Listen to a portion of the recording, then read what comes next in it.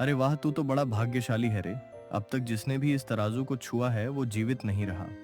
हे साधु महाराज, आपने मेरा जीवन सफल बना दिया। अब मैं इस सोने के तराजू को बेच दूंगा और जो धन मिलेगा उससे व्यापार करूंगा। फिर देखना, आप मैं भी अमीर बन जाऊंगा। बकवास मत कर मूर्ख, तू फिर वही छोटी सोच वाली बातें कर रहा है। तेरे हाथ में जो तराजू है वो साधारण नहीं, जादुई तराजू है।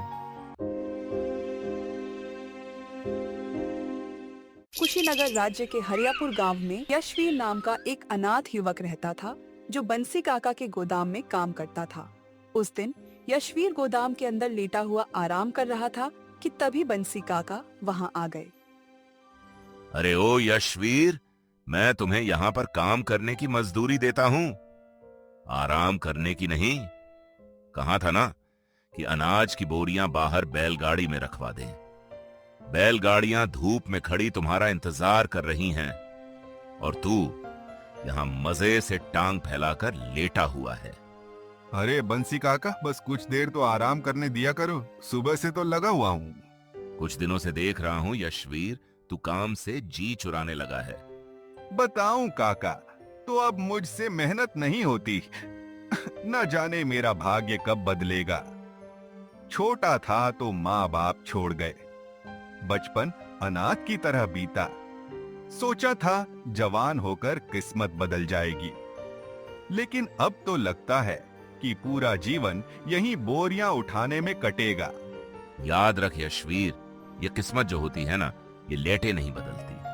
उसके लिए मेहनत करनी पड़ती है, हाथ पांव चलाने पड़ते हैं, योजनाएं बनानी पड़ती हैं। अब चल, जल्दी से बोरियां गाड़ी में रख और सुन, कल सुबह जंगल चले जाना। तुम्हें लकड़ियां काट कर लानी है, घर पर लकड़ियां खत्म हो गई हैं, समझा? इतना कहकर बंसी काका वहां से चले गए। यशवीर घर जाने ही वाला था कि तभी कोई आवाज उसके कानों में टकराई। वो पूजा थी, बंसी काका की पुत्री, जो यशवीर से प्रेम करती थी। अब पिताजी ने क्या कर दिया? अरे करेंगे क्या? जरा सा बैठ के आ गया। तुम्हारे पिता ने आसमान ही सिर पर उठा लिया और देने लगे मुझे प्रवचन। यह नहीं तो वो नहीं, वो नहीं तो यह नहीं। वो सब छोड़ो, ये बताओ हमारी शादी के बारे में पिताजी से कब बात करोगे? यशवीर का चेहरा गंभीर हो गया। देखो पूजा, मैं तुमसे प्रेम करता हूं मां, और तुम भी मुझसे करती हो, लेकिन तुम्हारे पिता से बात करने की मुझ में हिम्मत नहीं है। जब हिम्मत नहीं थी तो प्रेम क्यों किया? मैं कुछ नहीं जानती यशवीर। अगर तुम कुछ दिनों तक पिताजी से बात नहीं करते तो मैं खुद उनसे बात करूंगी। इतना कहकर पूजा वहां से चली गई। यशवीर चुपचाप घर लौट आया। मुझे जल्द ही कोई ना कोई तरकीब सोचनी होगी, जिससे मैं जल्दी से धनवान बन जाऊं। अगर बंसी काका को पूजा और मेरे प्रेम की बात पता चल गई, फिर तो वो मुझे बर्बाद कर देंगे। लेकिन अगर मैं अमीर बन गया तो फिर वो मुझे नीचा नहीं दिखा सकेंगे। पर सवाल यह है यशवीर, तू अमीर बनेगा तो बनेगा कैसे? यशवीर इन्हीं विचारों में खोया गहरी नींद में सो गया। अगले दिन यशवीर कुल्हाड़ी लेकर जंगल जा पहुंचा और लकड़ियां काटने लगा।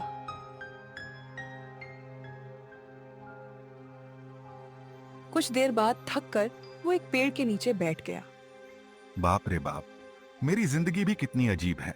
जिसके घर पर काम करता हूं, उसी की बेटी से प्रेम कर बैठा। भला बंसी काका मेरी शादी अपनी बेटी से क्यों ही करेंगे? मैं उनके लिए बस एक मजदूर हूं, एक बेकार मजदूर। उसने अपनी झोली से कुछ फल निकाले और खाने लगा।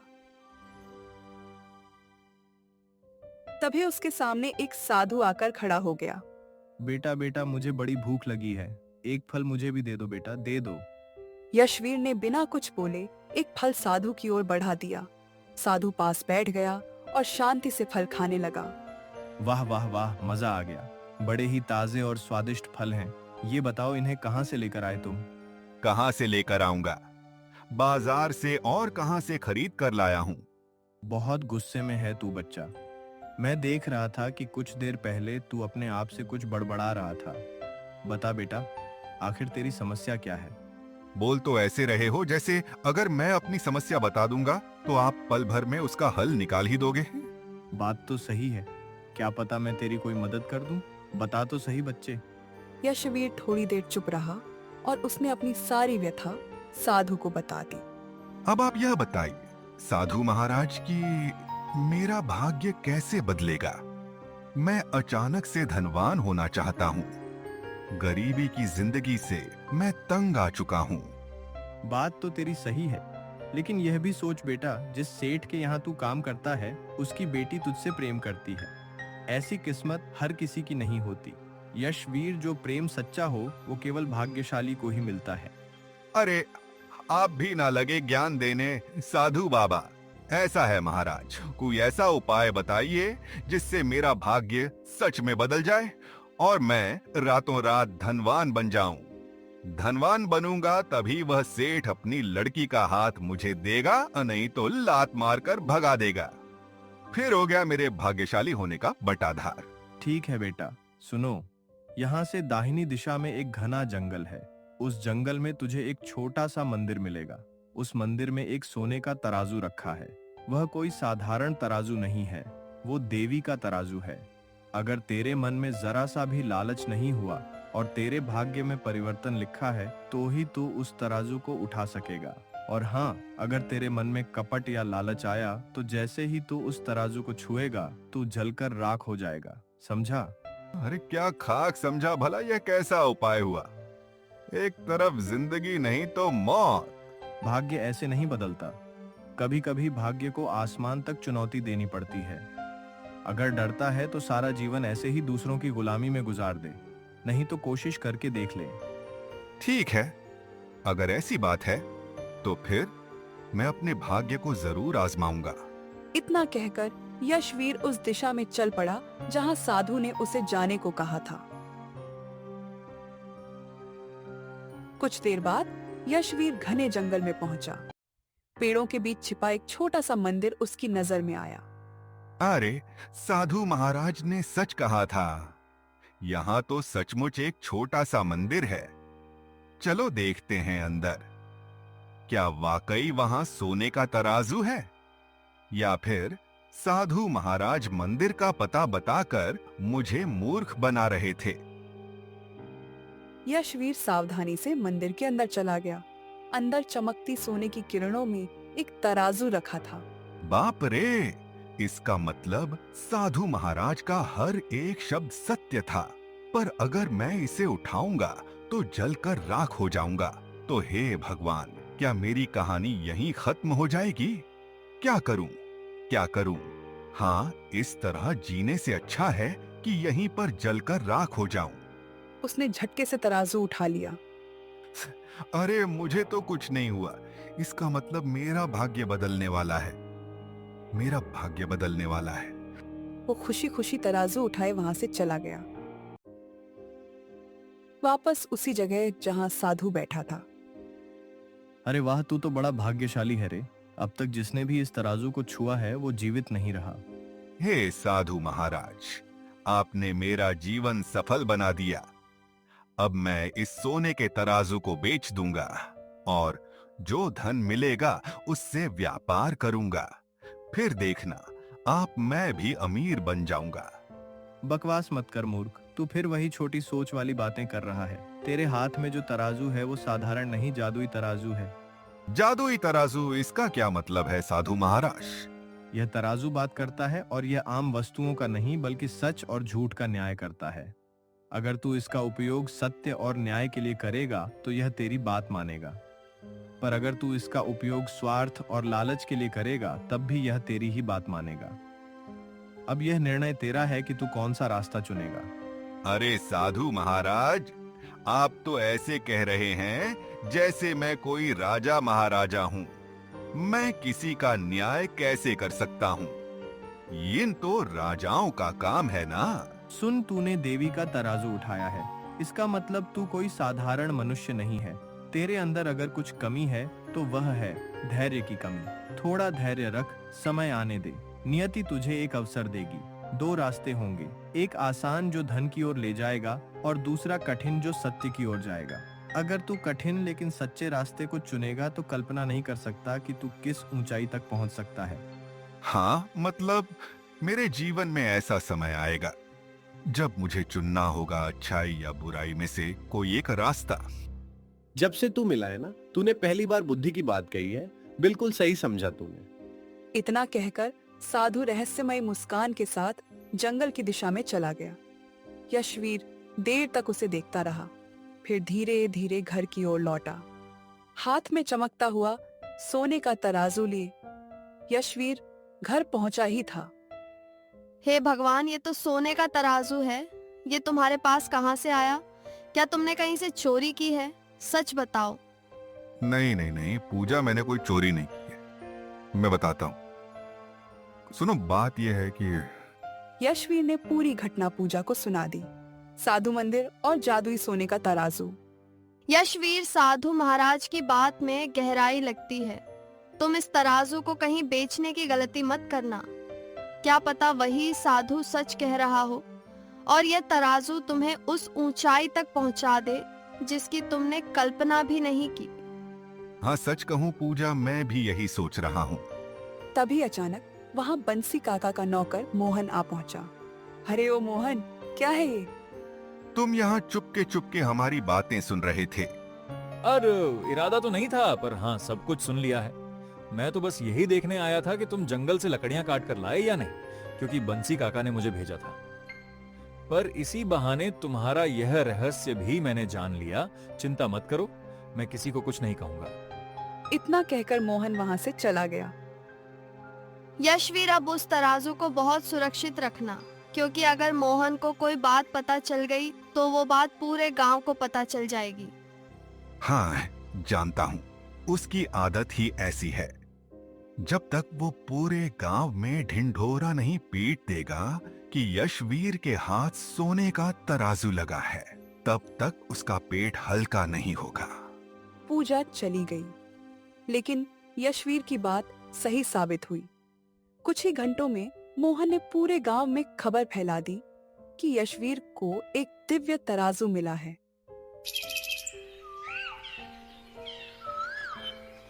उधर उसी समय केशव नगर के राजमहल में अंधकार और उदासी छाई थी। राजा विक्रम अपने सिंहासन पर गंभीर मुद्रा में बैठे थे। महाराज, इस तरह उदास बैठने से कुछ नहीं होगा। राजगुरु, तुम तो जानते हो ना कि मेरे राजकोष का सारा खजाना चोरी हो गया है। राज्य चलाने के लिए मेरे पास एक सोने की मुद्रा तक नहीं बची है। अरे मैं कंगाल हो चुका हूँ। अब उदास ना हूं तो और क्या करूं? खुशी मनाऊं क्या? महाराज, शक के घेरे में दो ही लोग आते हैं। एक आपका भतीजा राजकुमार अशोक और दूसरा राज्य का मंत्री जगन्नाथ। दोनों ही अपने आप को निर्दोष बता रहे हैं। मैंने दोनों से पूछताछ की, किसी के खिलाफ कोई ठोस सबूत नहीं मिला, पर मेरा मन कहता है कि मंत्री ही गद्दार है। अशोक क्यों चोरी करेगा? वो तो जानता है कि मेरे बाद वही राजगद्दी संभालेगा। लेकिन महाराज, अगर मंत्री निर्दोष हुआ तो उनकी आंखों में क्रोध और बेबसी थी। तो राजगुरु जाओ और फिर कोई ऐसा चमत्कार ढूंढो जो सत्य को सत्य और झूठ को झूठ साबित कर सके, क्योंकि मैं जानता हूं इन दोनों में से ही कोई एक चोर है। पर कौन, इसका अंदाजा मैं आज तक नहीं लगा पाया हूं। यह पहली बार है मैं अपने शासनकाल में ही किसी चोर को पहचानने में असफल हो रहा हूं। राजगुरु चिंतित अवस्था में राजमहल के बगीचे में टहलने लगे। तभी एक सैनिक वहां आ पहुंचा। क्या हुआ राजगुरु? आपके चेहरे पर यह चिंता की लकीरें क्यों हैं? राजकोष का सारा खजाना चोरी हो गया महाराज, और मैं तय नहीं कर पा रहे हां कि चोर कौन है, मंत्री जगन्नाथ या महाराज का भतीजा अशोक।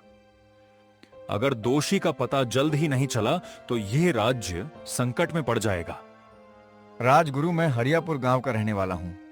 वहां यशवीर नाम का एक युवक रहता है जिसके पास सोने का तराजू है। पूरा गांव कहता है कि वो तराजू साधु महाराज की देन है। अगर यशवीर से न्याय करवाया जाए तो असली चोर का पता चल सकता है। अच्छा, और तुम इतने विश्वास के साथ कैसे कह सकते हो? क्योंकि हमारे गांव का मोहन नाम का व्यक्ति हर सच बात गांव में फैलाता है। वो कभी झूठ नहीं बोलता और उसी ने बताया है कि वो तराजू चमत्कारी है। अगर यह बात सच है तो तुरंत यशवीर को मेरे पास लेकर आओ। उसे और उसके तराजू को प्रातःकाल दरबार में लेकर आओ। मैं यह बात महाराज को बताता हूं।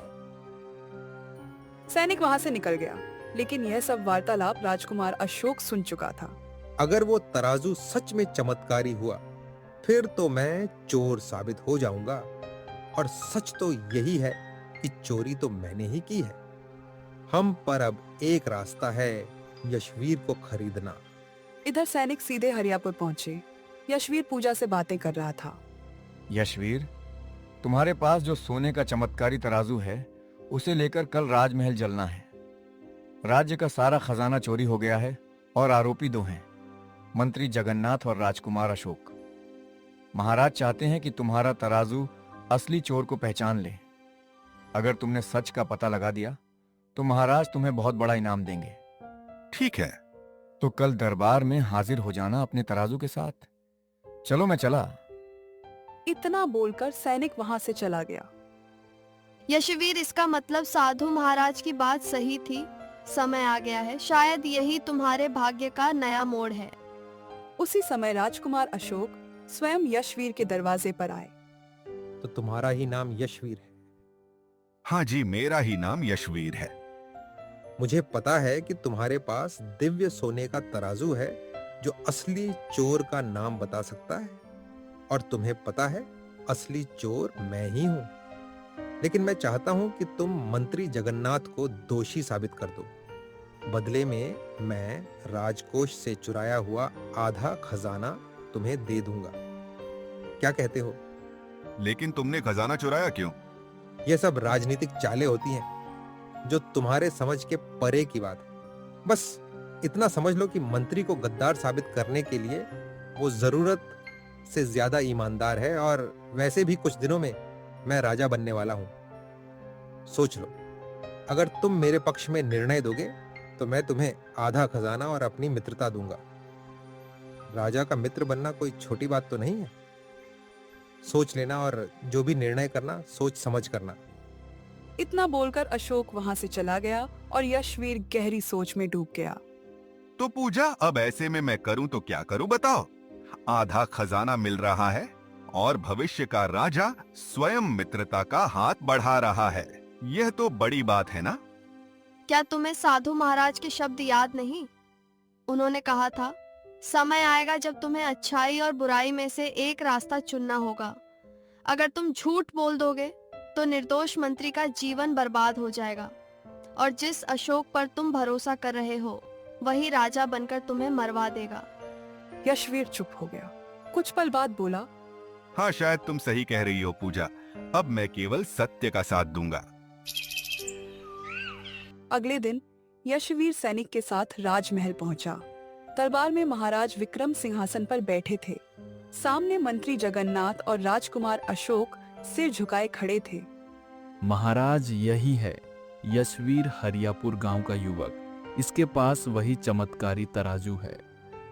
यशवीर, हमें बताया गया है कि यह तराजू सच और झूठ का निर्णय करता है।